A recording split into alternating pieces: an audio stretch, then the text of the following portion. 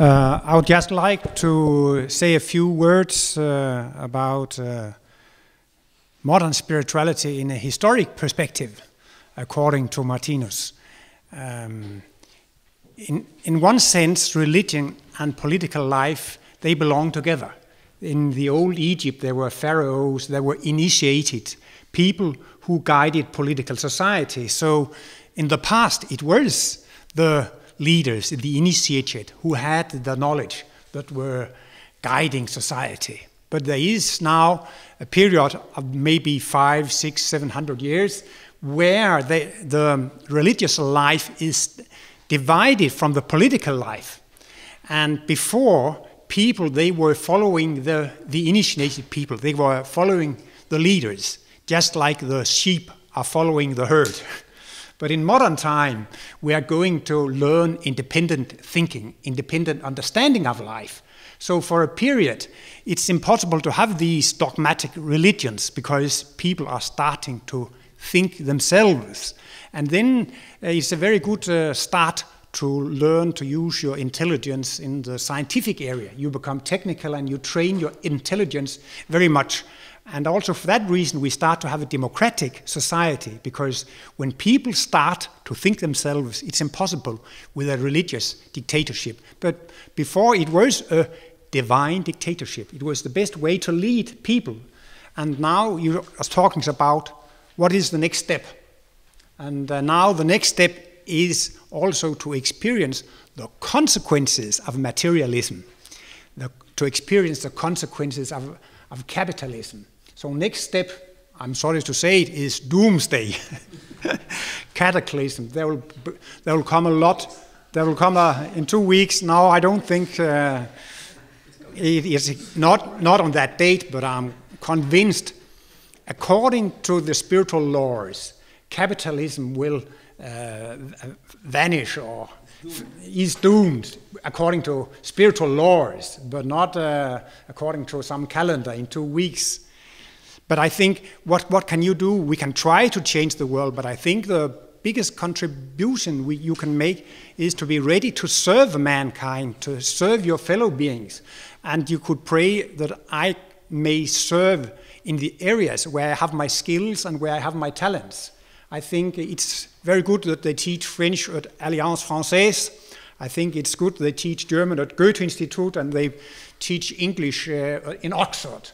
But of course they could start to teach German in Alliance Française. But so in some areas I think it's best that you're doing what you are good at and are willing to. But of course today in Denmark they are speaking about religious life. It is a religious supermarket. And people, they are taking that, you take a little from this and that.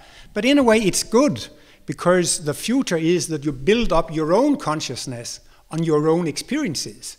And then maybe you can take something from the Buddha, something from the Hindu, something from the Veda, some from these scriptures and so on. So in a way, that's the new tendency, that you get inspired from many different directions, and for that reason it's also good that they are available, so you gradually can build up your own, and in the future every single individual will become an independent thinker. We do not have to follow religions, to follow masters, to follow gurus.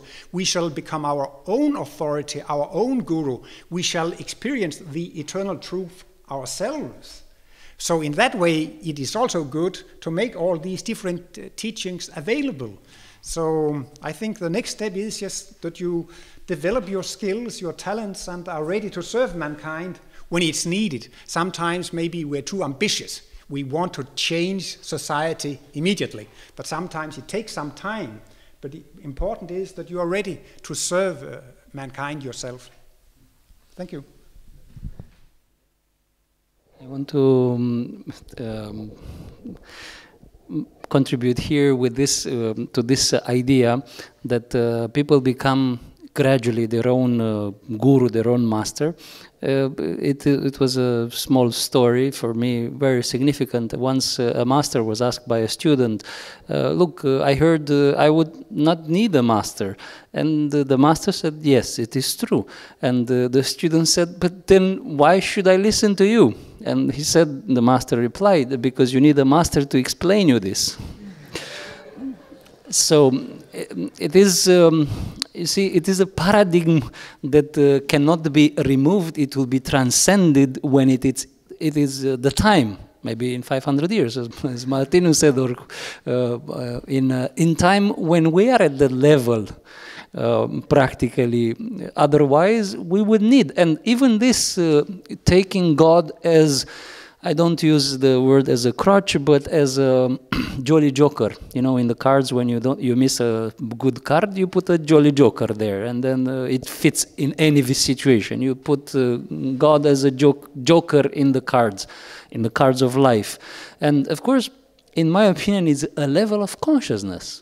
At a certain level of consciousness, you will do that even if they will say it's forbidden, because nobody check what you're doing in your mind. You cannot say it aloud because it's you make a shame of yourself, but every time in your mind you say, no, it's because of God.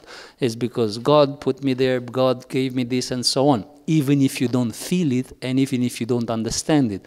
And when it is done like that, we can't stop people doing it. That's why I think in these moments when we have the possibility to harvest all the principles from all the religions, from spiritual movements and so on, it will be extremely good to gather all these things in a kind of a platform for the education, an educational platform that is based on spiritual principles.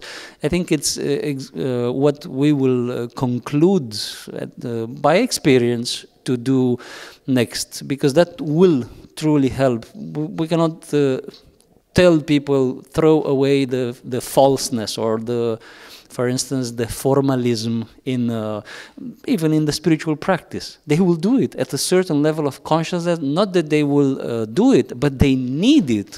For instance, sometimes there are levels of consciousness when people truly don't understand anything if it is not told by a position of authority.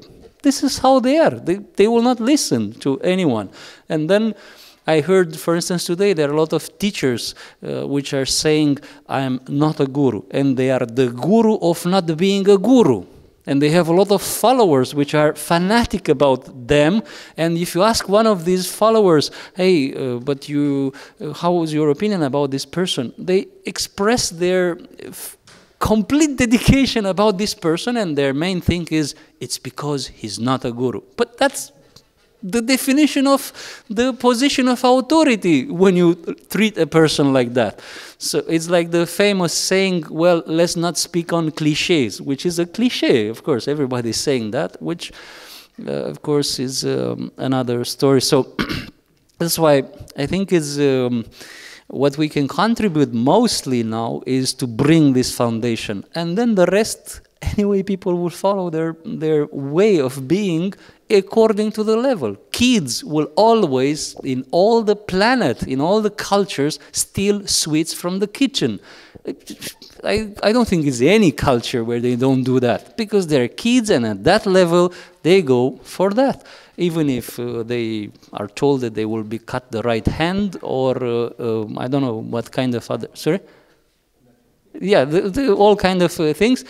They're kids, so you can't stop them doing that. And spiritually, we are kids in many ways, and we learn. And at a certain point, even if we see the wisest person, some of us will look to that person as a god, as a guru, and so on, because we need that. We have that mechanism inside. It was, for instance, there are studies that were proving that repeating the word God in any language or in any representation creates even some secretions in the brain that are extraordinarily good.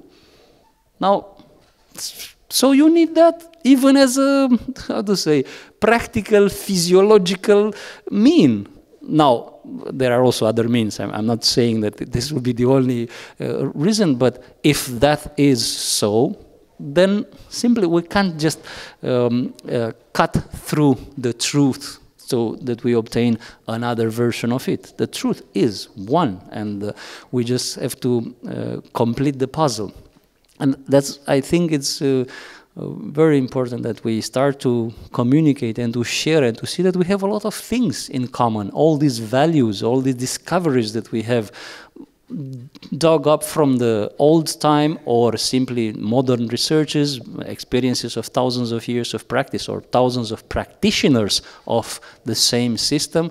I think this is exactly the platform that we built now, consciously or not, for the education. And then, according to the level, people will follow the same reactions as we have seen.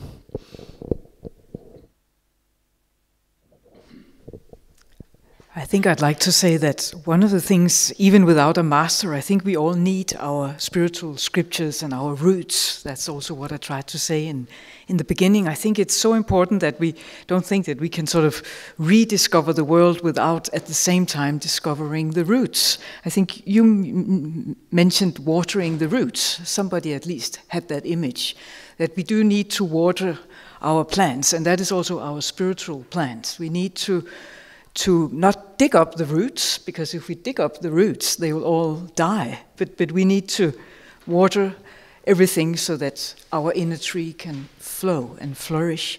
And I think it's so important. We do not need masters, maybe, but we do need roots. And I think if we can maybe work a bit more on that, exploring what are these roots for us and how do they sustain us today, I think these would be very important questions to dig deeper into, and maybe then also find some commonalities and of course also differences, because we do have a lot of differences as well, but I think we should investigate more on that level. The issue of guru is a very important one, and it is actually impossible to make advancement without. Like you cannot, and nobody here would go to a doctor and get surgery from a person who just read books. You like to learn from getting surgery from a doctor who actually learned from a person. So in order to get real knowledge, you have to get it from a person. Somehow other people think spiritual knowledge comes by itself. It don't. It won't. There's a process of which it is revived. And that is ultimately by pleasing the supreme authority. And you please the supreme authority by pleasing his ministers or his gurus, the advisors that is there in the world. So if you don't have a spiritual master, if you don't have a guru, you have yourself as a disciple. So that means you have a fool for a disciple. If you don't have a guru, you have your fool for a disciple. You're your own guru, and it won't work. So in order to really understand the scriptures, in order to follow the process perfectly, we need guidance. And I think in that connection, we should be that guidance. We should, at one point, I think Ole Terkelsen, Mr. Ole Terkelsen mentioned that it was common in, was it Egypt? That the king was led by a minister, by a priest, by one who had spiritual knowledge. So spiritual knowledge is the solution to all the problems in the world. So we have a tremendous power. We have the solution to the problems in the world. We just need to be able to administrate it. We just need to be able to give it, communicate it to the people in general. And that's why this forum is so very, very powerful. Because if we get together, we will become a guru.